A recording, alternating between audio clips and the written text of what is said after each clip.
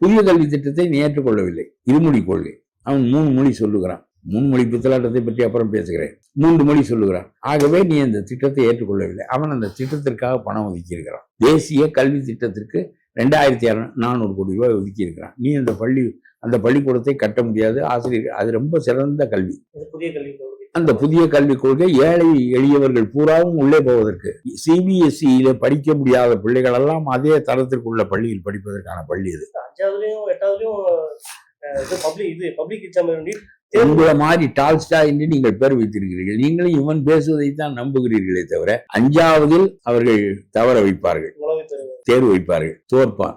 6ஆவதுக்கு அவன் போகலாம். 8ஆவதில் தேர்வு வைப்பார்கள், அவன் தோற்பான். 9ஆவது வகுப்புக்கு போகலாம். ஏனென்றால் எங்கேயாவது ஒரு இடத்தில் தடுத்து நிறுத்தி அவனை படிப்பதற்கு, நம்முடைய ஆள் 9ஆவது படிக்கிறவனுக்கு வகுத்தல் கணக்கு தெரியாது. நம்முடைய பள்ளிக்கூடத்தில் 5ஆவது படிக்கிற பிள்ளைகளுக்கு பசு என்று எழுத தெரியவில்லை. இதுதான் அரசு பள்ளிக்கூடத்தினுடைய தரம் என்று அரசுகளே அந்த தரத்தை ஆய்வு செய்து வெளியிடுகின்றன.